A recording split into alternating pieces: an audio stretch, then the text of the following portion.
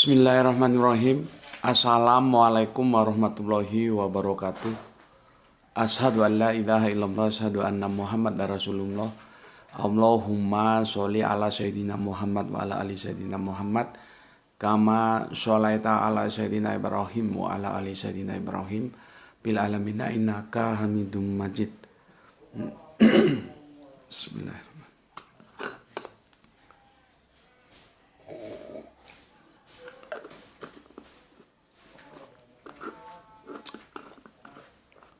Sebelumnya, mari kita panjatkan dahulu doa kepada Gusti Allah Ingkang Maha Agung untuk saudara-saudara kita yang telah memberikan sholawatnya berupa infak dakwah kepada channel dakwah ini, sehingga channel dakwah ini dapat eksis hadir di ruang-ruang diskusi kalian semuanya.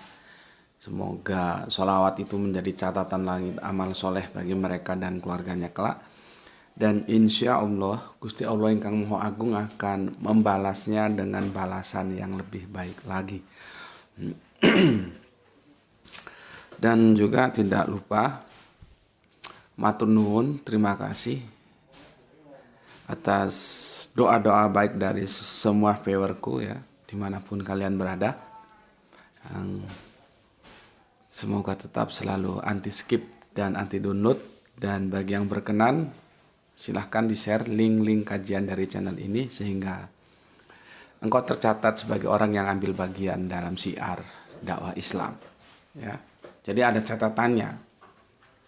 Catatan tuh perlu. Nanti kita berbicara atas dasar catatan. Jadi sebetulnya kita hidup itu membuat catatan. Akhirnya nanti yang dibaca kan catatannya. Ya. Oke. Dan juga doa-doa baiknya aku ucapkan terima kasih untuk kalian semuanya. Semoga kebaikan doa itu juga tercurahkan untuk kalian semuanya. Amin, amin ya robbal alamin. Ahad tanggal berapa leh? 20 ya. 19. Ahad apa ini?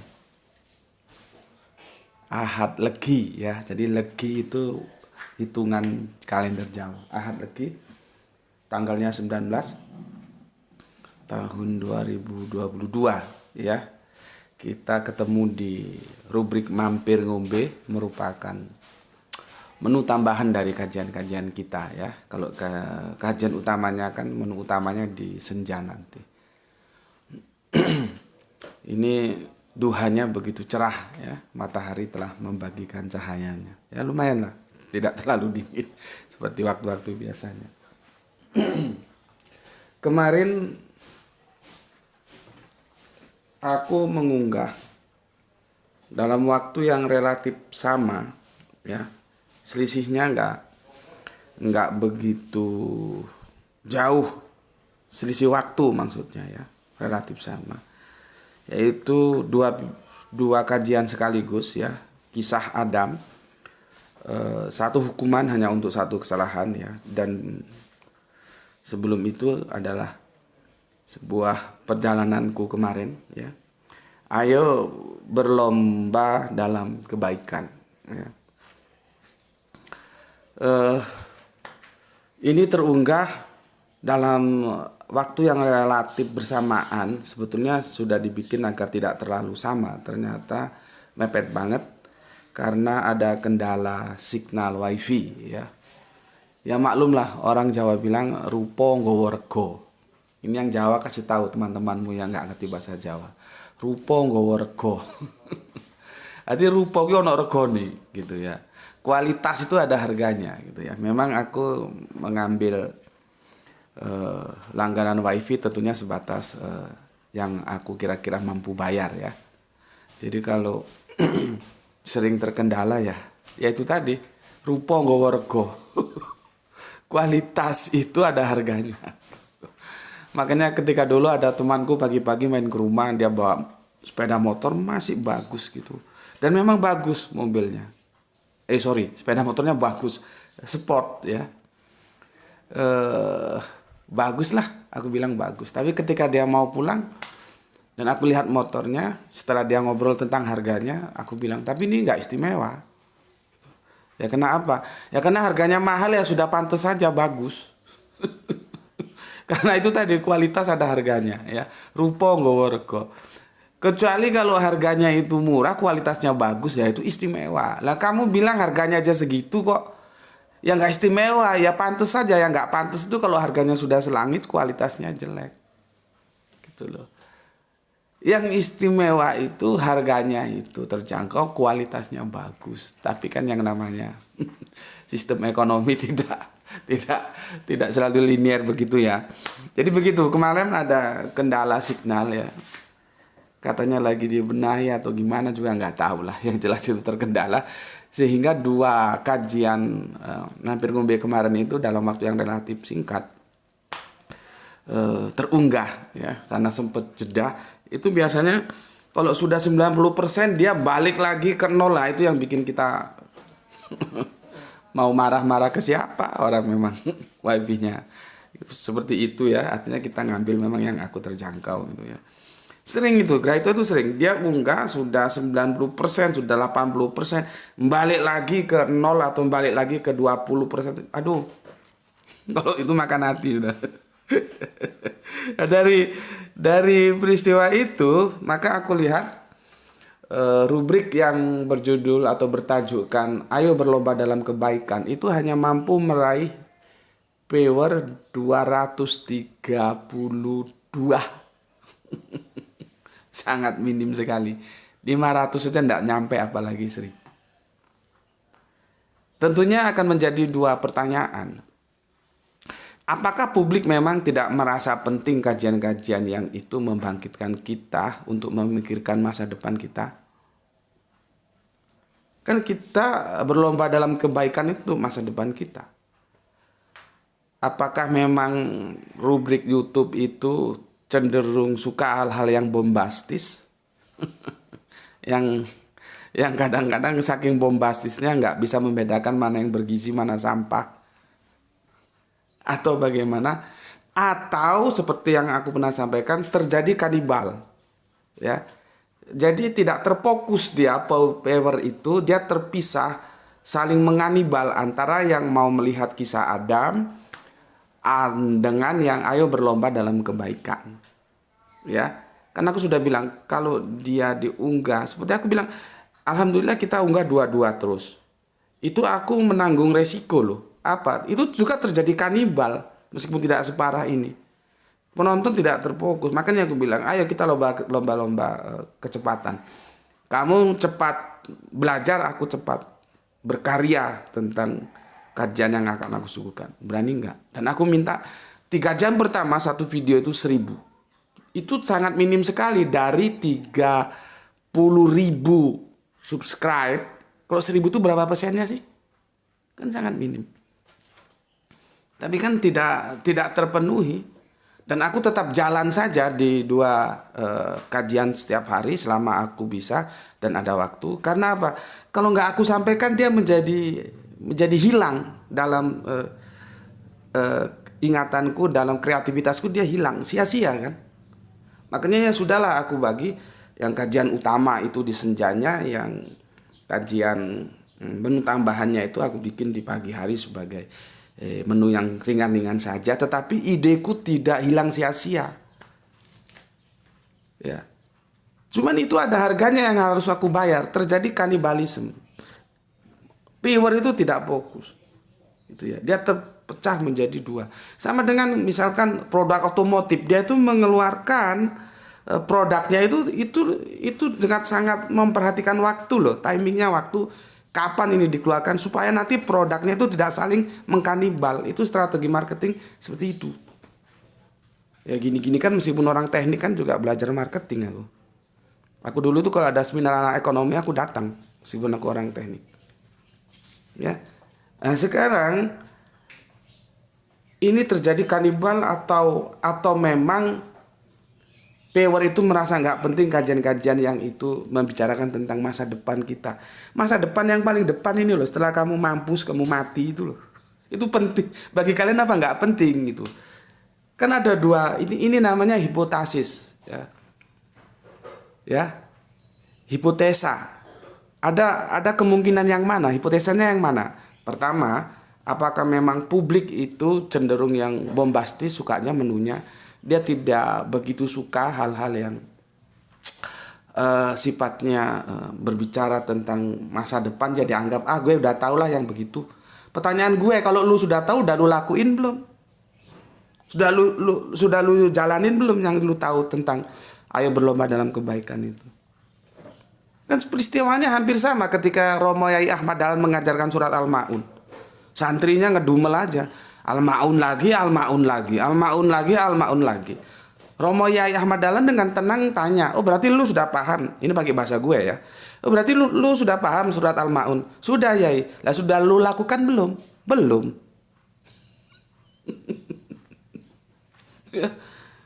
Ini hipotesa pertama ya. Publik merasa sudah tahu, sudah tidak perlu kajian yang seperti itu.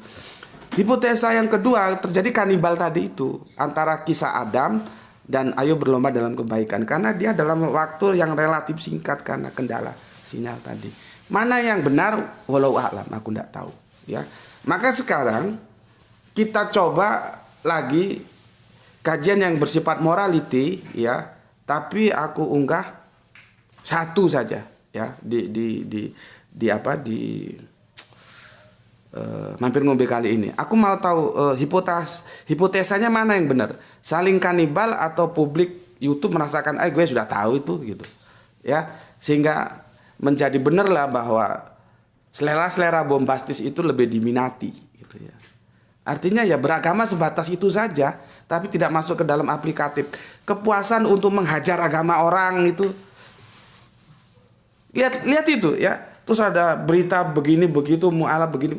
Itu kan hanya sebatas cerita doang. Keilmuannya mana? Jangan, beragama itu kita belajar komparasi itu untuk tahu mana yang baik, mana yang benar. Bukan untuk dengan pengetahuan kita tentang komparasi, kita hajar agama orang. Apa untungnya ngajar agama orang? Itu hak-hak dia mau pilih iman yang mana, kan harus kita hormati. Jadi kesan edukasi itu memang aku bikin kental, sekental kopi yang aku minum. Tapi demikian juga kan, bagaimana kalian mampu menangkapnya itu juga masalah. Gitu ya. Banyak sih sering hal-hal yang aku sampaikan tapi itu tidak ditangkap sama kalian. Ya. Seperti aku kemarin ngomong bahwa aku akan mencintaimu melebihi yang kau duga. Itu bukan kata-kata sembarangan loh. Aku akan mencintaimu melebihi yang kau duga. Coba. Tapi kan nggak ada yang menangkap. Itu bahasa filsafat tingkat tinggi itu. Karena publik biasanya terlena dengan sesuatu yang easy going aja. Bagiku lagu Dealova itu lagu tauhid tingkat tinggi itu. Cuma kan kalau orang sekilas dikirain ya laki cinta sama perempuan. Enggak sesederhana itu lagu itu. Mas Opik itu menggarapnya dengan begitu canggih. Ya. Bayangkan, aku ingin menjadi sesuatu. Jadi kamu enggak punya keinginan kan menjadi sesuatu yang itu bernilai di hadapan yang kau cintai. Siapa yang kau cintai tanpa reserve itu siapa? Ya Allah kan. Gitu. Jadi memang menu-menu kajian yang cerdas itu perlu murid yang cerdas juga. Kalau muridnya goblok-goblok tolol-tolol memang ya agak, orang Jawa bilang gandol gitu ya. Ketika gurunya berlari dengan 100 km per jam kecepatan motornya, sementara yang di belakang karena cc-nya lebih rendah mungkin 60 km atau 40 km. Jadi gandol dia gitu. Ya, makanya kalau ada yang bilang, oh Gus Beti itu jual ayat, Gus Beti itu jual apalah untuk mencari yang ujung-ujungnya iklan, terus clickbait terus cari duit gitu. Aku bilang gue butuh duit.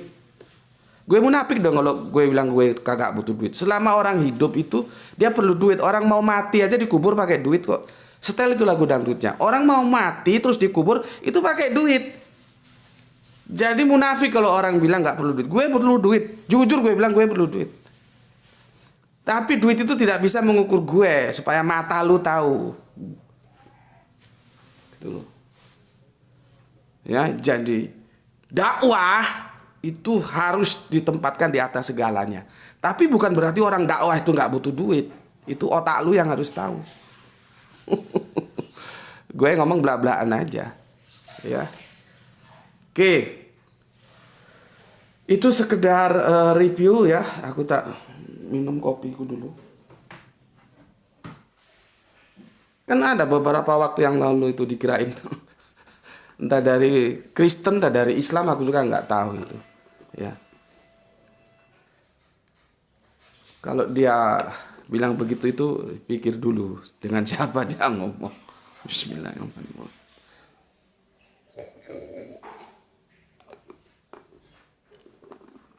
Oke. Aku mau kasih tajuk pada Ahad pagi kali ini hal-hal yang itu lebih dekat ke morality. Untuk kisah Adamnya nanti bisa kita unggah untuk waktu-waktu berikutnya ya. Kan ini juga kan bisa lepas ya. Artinya nggak harus runut gitu ya. Namanya juga menu tambahan, dan jangan khawatir, Gerah itu sudah memikirkan playlistnya.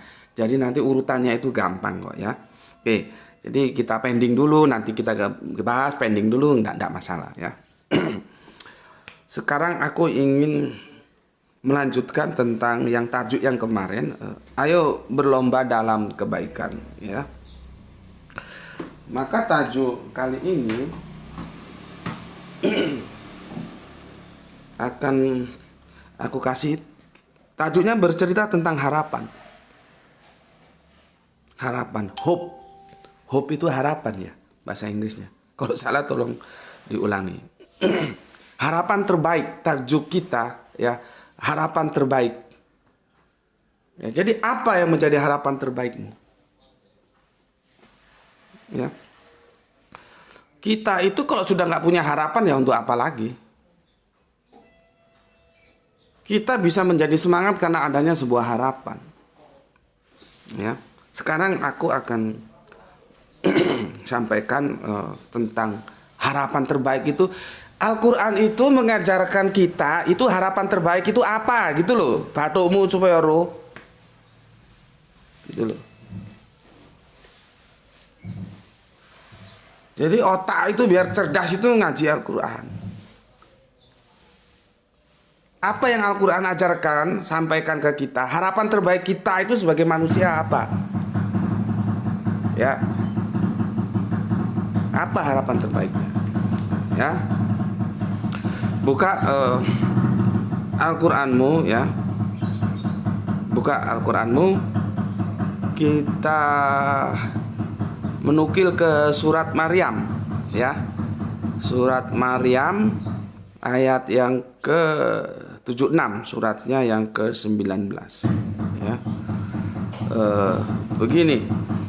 Dan Allah akan menambah petunjuk kepada mereka yang telah mendapat petunjuk, dan amal kebajikan yang kekal itu lebih baik pahalanya di sisi Tuhanmu dan lebih baik kesudahannya. Amal kebajikan, amal soleh yang aku kemarin kasih tajuk, ayo kita berlomba-lomba ya, mencari peluang, mencari kesempatan supaya kita bisa beramal soleh ya. Oke. Itu ada di Quran surat Maryam surat 19 ya, yang 76 ya nomor ayatnya. Amal kebajikan yang kekal itu lebih baik pahalanya di sisi Tuhanmu dan lebih baik kesudahannya. Ya. Tapi di sini kekalnya dia nggak pakai kholidun, pakai baki ya. Wal baqiyatus sholihah khairon. Ya. Karena kalau surga dan neraka itu dikabarkan kekal itu dia pakai kholidun.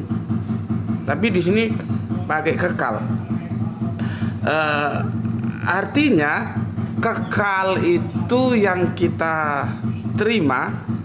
Kalau kita tarik ke original teksnya, ada yang kholidun, ada yang baqiyah ya. Makanya ada perdebatan bahwa akhirat tidak kekal itu sebetulnya dia kekal yang mana? Kalau akhirat itu kekal kholidun, lalu apa artinya kekal yang kholidun? Apa artinya kekal yang bako? Di sini bakia itu apa? Itu menarik untuk kita diskusikan ya. Tapi setidaknya amal kebajikan yang kekal itu pahalanya itu di sisi Tuhanmu lebih baik kesudahannya. Oke, itu satu poin. Berikutnya kamu buka Quran surat At-Tur ya, surat yang ke-52 ayatnya yang ke-21. Begini ya. Dan orang-orang yang beriman beserta anak cucu mereka yang mengikuti mereka dalam keimanan ya, kami pertemukan ya. Kami pertemukan mereka dengan anak cucu mereka ya. Pertemukannya di mana? Di situ dijelaskan di dalam surga.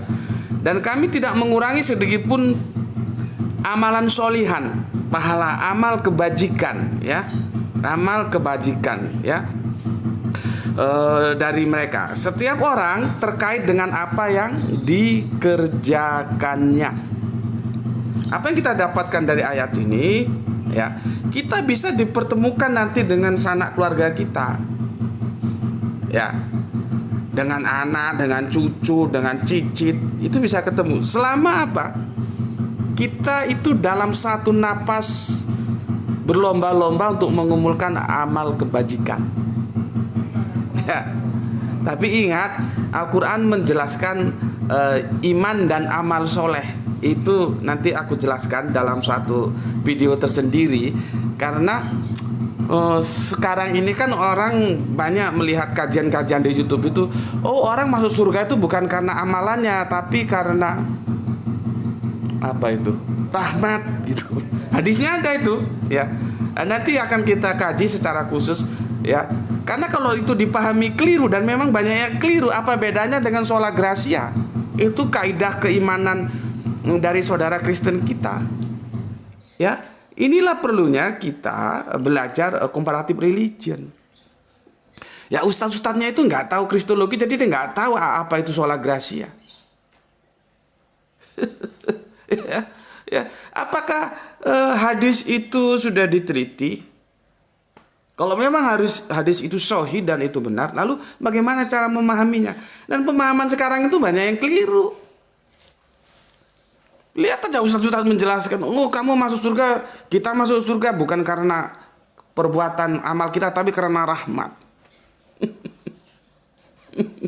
Kalau gitu lu bikin dosa aja banyak-banyak, bikin dosa banyak-banyak. Ya, toh nanti kalau kamu dapat rahmat tetap aja lu masuk surga. Ya, sekarang aku balik. Jadi kalau seseorang masuk neraka itu karena apa? Karena laknat kan? Karena tadi sudah dikunci masuk surga karena rahmat. Berarti kalau masuk neraka karena laknat dong. Perkaranya sebetulnya tidak ke sana. Apa yang menjadi trigger antara rahmat dan laknat itu? Jadi titik beratnya di sana, bukan titik beratnya terus ngomong kamu masuk surga bukan karena amalmu, tapi karena rahmat. Iya, ngapain juga Allah kasih rahmat? Ngapain juga Allah kasih laknat? Ini ngajinya heran aku. Itu nantilah kita bikin diskusi tersendiri ya. Tapi dari surat At-Tur ayat 21, surat yang ke-52, bahwa kita nanti bisa dipertemukan di surganya Allah dengan anak cucu kita. Ini setidaknya menyadarkan kalian dalam lingkup keluarga saling mengingatkan, saling menjaga akidah. Jangan cangkemmu ngomong semua agama sama, toh dia sudah dewasa, silakan saja memilih agama pilihannya. Nggak bisa begitu dalam Islam.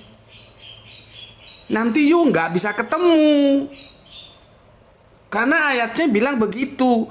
Kamu bisa ketemu kalau kamu sama-sama beramal soleh. Kamu, anakmu, cucumu, cicitmu, cicit-cicitmu bisa ketemu di surganya Allah dengan catatan sama-sama beramal soleh. Makanya kemarin kan aku bilang, ayo cari kesempatan, mencuri kesempatan, jangan justru ada kesempatan amal soleh, yuk pura-pura budak. Itu kan goblok itu. Ya. Lah kalau orang sudah murtad, mana mungkin bisa bersatu, karena di ayat berikutnya itu bersebar itu, carilah ya. Amal soleh itu juga tidak cukup. Dia sebagai dua keping mata uang, ya, dua sisi dari satu keping mata uang yang aku sudah jelaskan, ya. Amal soleh harus berdampingan dengan iman, beriman dan beramal soleh. Gitu.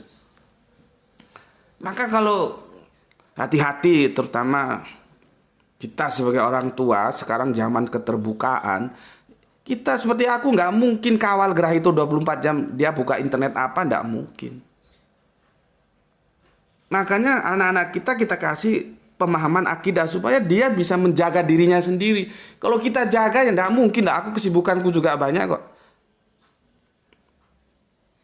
Sementara anak-anak kita di internet itu bisa mengakses apa saja. Sekarang banyak iklan-iklan pemurtatan itu juga banyak. Yang sekarang kan regulasi iklan itu tidak seketat zaman-zaman dulu waktu belum reformasi. Ya. Itu ada yang di masuk ke iklan YouTube kan sering itu. Awalnya orang digambarkan pakai peci, pakai jilbab, tiba-tiba terus ketemu ini, mimpi ketemu ini, diceritakan, itu bohongnya gede banget itu, ya. Kok sepertinya dia gampang saja ditarik untuk diketemuin gitu. Terus nanti copot jilbab, terus sudah nggak pakai kopiah, bajunya sudah berubah. Itu kan sudah dikesankan bahwa terjadi pemurtatan. Dan iklan seperti itu boleh sekarang gitu loh. Seharusnya kan ada regulasi aturan. Boleh nggak iklan seperti itu? Kecuali dibahas dalam meja akademi seperti ini, monggo silakan. Kalau itu yang diposisikan selalu Islam itu. Yang akhirnya yang tadinya berjilbab sudah copot, yang tadinya pakai kopiah sudah copot, yang pecinya laginya bagus, copot. Itu salah satu contoh dari, ya memang dunia informasi sudah terbuka kok. Ya tinggal kita memberikan bekal kepada anak-anak kita, dia harus bisa menjaga dirinya sendiri. Kalau kita sebagai orang tua mau ngawal dia 24 jam ya nggak mungkin lah, ya. Maka dari itu jangan lagi ngomong, oh anak-anak sudah dewasa biar memilih agamanya sendiri. Kon goblok. Berarti kamu tidak sayang kepada anak cucumu dan kamu tidak akan ketemu di surganya Allah. Ya. Artur surat 52 ayat 21 sudah mengingatkan. Berikutnya Quran surat Al-Haq ya, ayat surat yang 69 ayat yang ke-20. Sungguh aku yakin bahwa aku akan menerima perhitungan terhadap diriku. Nah, itu sebuah, memang ini kalau dalam kajian filsafat namanya fiction, bukan fiktif loh ya, fiction. Kita belum sampai ke sana kan? Kan ini nanti setelah kiamah, setelah dibangkitkan, hari perhitungan, hari hisab. Dan kita akan memasuki saat itu. Ya, sesungguhnya aku yakin bahwa satu saat kelak, nah kan, ini kan fiction dia. Fiction itu sesuatu yang belum terjadi karena saatnya belum tiba. Ya, semua akan diperhitungkan. Apa yang diperhitungkan terhadap kita? Amal kita. Gitulah. Makanya kita kalau bicara amal itu kadang-kadang ya orang ini ngerti nggak sih ya? Misalkan si A meninggal dunia, oh dia itu banyak amalnya, insya Allah masuk surga gitu. Ya amal yang mana dulu gitu loh. Amal kan itu terbagi dua nanti, amal soleh, ya amal baik dan amal buruk itu sama-sama amal. Kita kalau sudah bicara ketemu diksi amal saja, itu sudah aku bahas di Facebook nggak salah, aku tulis panjang lebar itu. Kalau sudah ketemu diksi amal saja, seolah-olah orang yang banyak amalnya itu terus itu masuk surga. Ya lihat dulu amalnya itu amal yang mana, goblok gue. Amal itu nanti terbagi dua. Iman aja itu terbagi dua kok, iman hak, iman batil. Sudah kita diskusikan tentang iman 2 tahun yang lalu. Ya. Amal juga begitu. Jadi jangan ngomong, oh itu orang itu diampuni dosa. Kenapa? Itu amalnya banyak. Iya, amal yang mana dulu toh? Ya. Itu juga ngomong, oh, ini kota amal ini berjalan, kota amal berjalan. Kamu harus tahu. Ya. Oke, jadi yang akan diperhitungkan itu amal kita. Catatan. Nah, aku kembali tadi ngomong catatan itu. Amal kita itu tercatat. Sekarang ini kita sedang membuat catatan yang nanti kelak akan kita baca. Hitam atau putih catatan kita. Gitu loh. Ya. Makanya sebelum aku mengkaji kepada kalian semua, aku bagikan. Coba kamu pikir dulu. Kita masuk surga itu karena rahmat atau karena amalmu? Kamu masuk neraka karena laknat atau karena amalmu? Ini banyak yang salah. Karena apa? Kita dalam apa ya? Belajar itu daya kritis itu jadi tumpul karena belum itu dia sudah mengunggulkan tiap kekaguman. Dan kekaguman itu biasanya dibingkai oleh hal-hal yang lahiriah. Wah, pakai sorban, oh dia ustadz ini terkenal ini mesti bener nih. Jadi dikasih cek kosong aja, dia mau ngomong apa aja dianggap bener. Gitu. Dan kalau kita lihat di YouTube seperti itu, karena rahman kenapa? Iya, tapi dijelaskan gimana supaya tidak terjebak seperti aku bilang tadi dalam akidah atau kalau dalam Kristen itu namanya apa ya?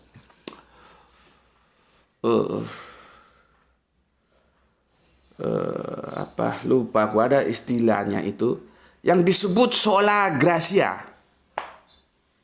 Ya.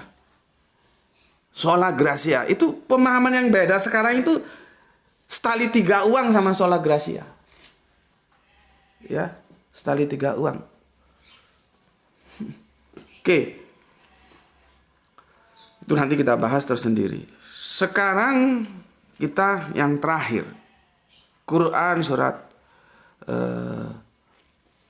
Al-Kahfi surat yang ke-18 ayat yang ke-46.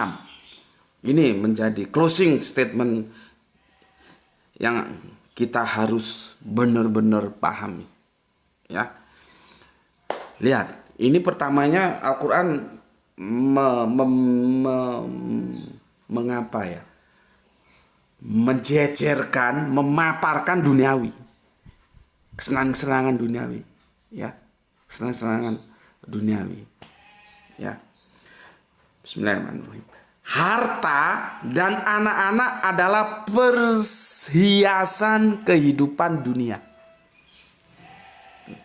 Siapa orang nggak pingin punya harta banyak, anak-anak banyak? Jadi zaman kehidupan di dunia seperti itu. Nggak ada orang, gue kere aja deh. Nggak ada. Orang itu selalu pinginnya harta banyak. Dan anak juga pinginnya banyak. Bayangkan, makanya jangan sekali-sekali kamu gampang cerita tentang anakmu terhadap saudaramu, sahabatmu, temanmu, di kantor, di bisnis, di kerja. Bagi mereka yang sudah sekian puluh tahun dan akhirnya tidak dikaruniai anak, itu dia sensitif loh. Jadi hati-hati. Kalau kamu mau menceritakan anakmu sama yang punya anak, itu artinya kita mengerti. Seperti Kanjeng Nabi itu dosen psikologis yang paling canggih loh. Makanya ketika dijawab dengan pertanyaan yang sama, jawabnya Nabi itu beda-beda. Karena Nabi melihat ini model Okem ini kekurangannya di mana? Oh, dia kurang taat sama bapak ibunya. Maka amal soleh apa? Taat kepada ibu bapakmu.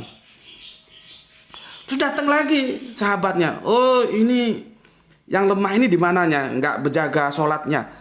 Apa amal soleh ya Rasulullah? Jaga sholatmu. Jadi pertanyaan sama tentang amal soleh, tapi jawabnya beda-beda. Karena Kanjeng Nabi itu dosen psikologis yang paling mantap punya. Dia tahu kepada siapa dia harus berbicara dan apa yang harus dia bicarakan. Itu. Makanya orang bingung kadang-kadang, loh kok jawabnya Nabi kok beda-beda ya? Iya, karena latar belakang yang tanya juga beda-beda, Bos. Meskipun pertanyaannya sama. Dari situ aku terkesima, waduh subhanallah. Gitu kok katanya Nabi buta huruf, iku ra goblok ta. Tapi kok ditanyai apa syarat jadi Nabi? Patona. Ya, patona kok dibilang buta huruf. Tapi mengikis itu juga tidak sulit, tidak gampang, sulit. Karena sudah terdogma. Nabinya buta huruf, nabinya buta huruf. Orang Al-Quran saja mengatakan Nabi itu disuruh membacakan kok. Baca itu surat Jum'ah. Nabi itu diperintahkan untuk membacakan Al-Quran. Kok dibilang buta huruf? Terus nanti ujungnya apa kalau kalah diskusi? Itu mukjizat. Mukjizat dari Hongkong apa orang buta huruf kok disebut mukjizat? Oke, aku ulangi. Harta dan anak-anak adalah perhiasan kehidupan dunia. Tetapi di sini dia pakai amal kebajikan ya. Kalau ya memang soleh itu kebajikan. Di sini dia pakai amal kebajikan atau biasanya kita sebut amal soleh ya. Diterjemahin amal kebajikan. Tetapi amal kebajikan yang terus-menerus adalah lebih baik pahalanya di sisi Robmu, serta lebih baik untuk menjadi harapan. Lebih baik untuk menjadi harapan. Lebih baik untuk menjadi harapan. Jadi Al-Quran secara tekstual, harapan yang baik itu adalah kamu beramal soleh supaya itu nanti bisa menjadi harapanmu di akhirat kelak ketika segala sesuatu diperhitungkan. Baik amal yang baik juga amal yang buruk sama-sama diperhitungkan. Ya, wa amal ya'mal misqala dzarratin sarroyah itu surat apa? Al-Zalzalah. Kamu baca itu. Ya. Sebiji sesawi pun itu akan diperhitungkan. Itu dulu dari aku ya.